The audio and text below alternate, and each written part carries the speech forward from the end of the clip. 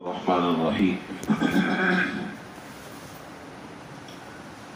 نحمد ونصلي على رسوله الكريم أما بعد وعن ابن عباس رضي الله تعالى عنهما أن رسول الله صلى الله عليه وسلم قال الذي يعود في هبته كالكلب يرجع في قيئه وفي رواية مثل الذي يرجع في صدقته كمثل الكلب يقيء ثم يعود في قيئه فيأكله.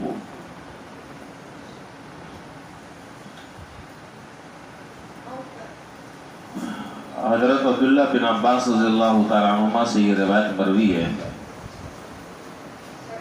وہ فرماتے ہیں کہ جناب نبی کریم صلی اللہ علیہ وسلم نے ارشاد فرمایا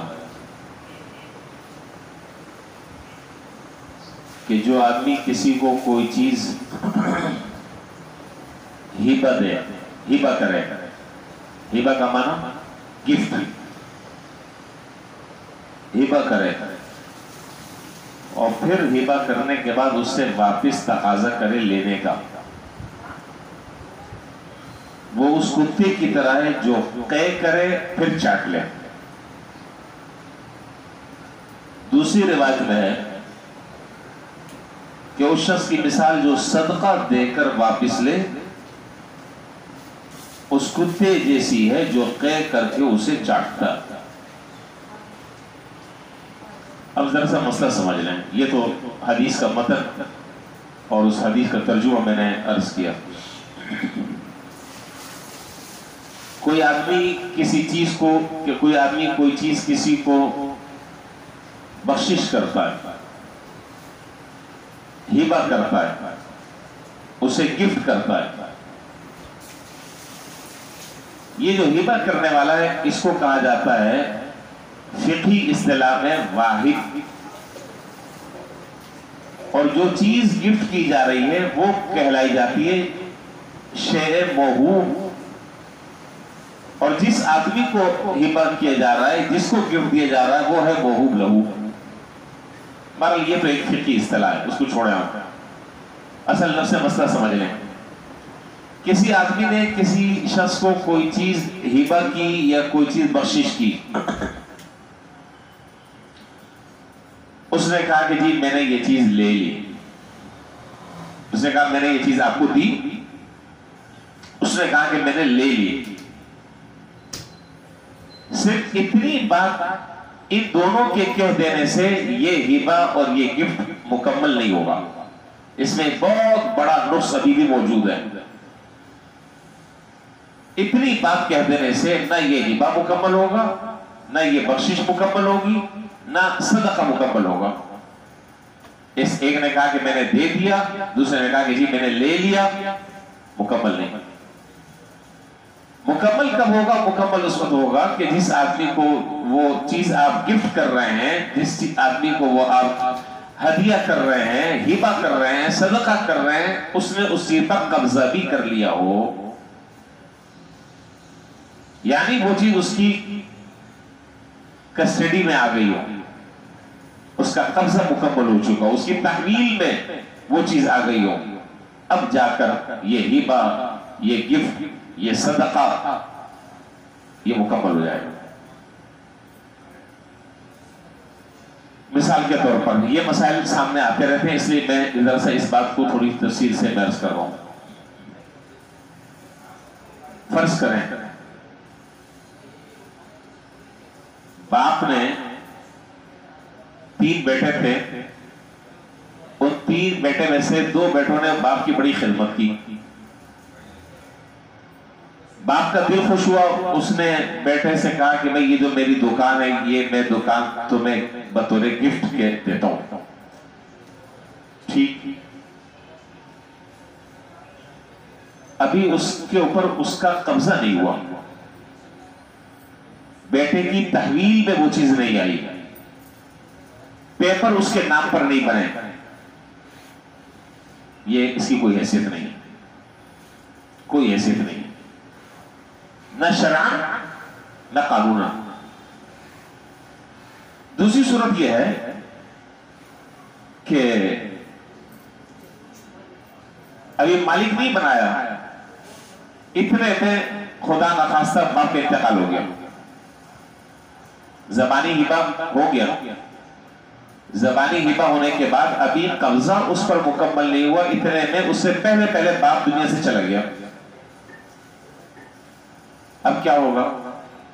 اب یہ ہوگا کہ وہ جو چیز ہبہ کی تھی یا وہ چیز جو صدقہ اور بخشش کی تھی جس کو دی تھی ابھی تک اس کی ملکیت نہیں ہے، اب یہ چیز تمام وارثوں کا حق اس کے اندر متعلق اور وابستہ ہو گیا، تمام ورثاء کا حق ہو گیا۔ اب یہ کوئی کسی کو نہیں دے سکتا، اور نہ بیٹا یہ کہہ سکتا ہے کہ جی ابا نے تو مجھے زندگی میں کہا تھا کہ یہ چیز میں نے تمہیں دی تھی۔ بھائی دی تو تھی لیکن آپ کو مالک نہیں بنایا تھا، جب مالک نہیں بنایا تھا تو یہ چیز آپ کی تحویل میں نہیں ہوئی۔ اب اس پر تمام وارثوں کا حق ہوگا، اور شریعت نے پھر جس وارث کا جتنا حق رکھا ہے اس کو اس حصے کے بقدر وہ چیز ملے گی۔ ایک بات تو یہ ہو گئی۔ دوسری بات یہ ہے، یہ بات سمجھ میں پتہ نہیں آپ کی آئی کہ نہیں آئی۔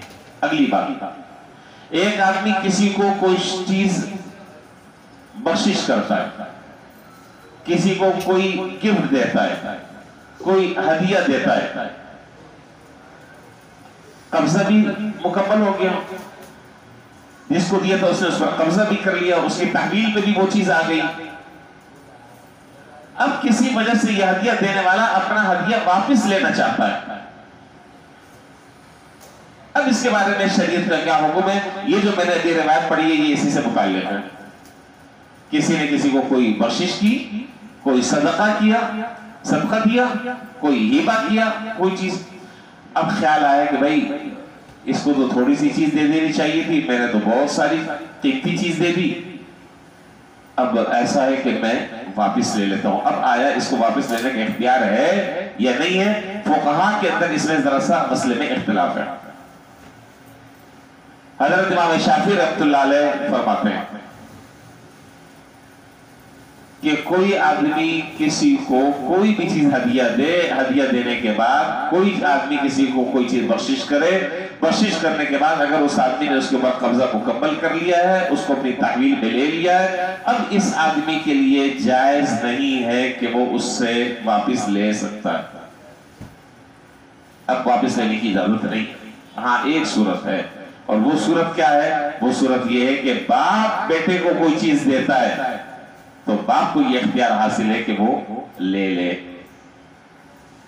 یہ امام شافعی رحمۃ اللہ علیہ کا نظریہ ہے، اور ان کی دلیل جو ہے وہ یہ حدیث ہے جو حدیث ابھی ہم نے پڑھی ہے، کہ اس حدیث میں جناب رسول اللہ صلی اللہ علیہ وسلم نے ارشاد فرمایا کہ جو آدمی ہبہ دے کر اسے لوٹائے وہ اس کتے کی طرح ہے جو قے کر کر چاٹ لیتا ہے۔ حضرت امام ابو حنیفہ رحمۃ اللہ علیہ فرماتے ہیں کہ عام آدمی جو ہے اس کو کوئی چیز دے کر واپس نہیں لے سکتا، البتہ جہاں باپ بیٹے کا مسئلہ آ جائے وہاں پر اگر بیٹا از خود رضامند ہو تو باپ کو دے سکتا ہے، اگر وہ خود رضامند نہیں ہے تو باپ زبردستی نہیں لے سکتا، الا یہ کہ معاملہ عدالت میں چلا جائے اور قاضی فیصلہ کر دے کہ بھائی تم یہ چیز باپ کو لوٹا دو، تو قاضی کی بات ماننی پڑے گی۔ پتہ نہیں آپ کو یہ بات مشکل تو نہیں لگ رہی؟ اوپر سے تو نہیں جا رہی؟ اوپر سے جا رہی؟ اچھا،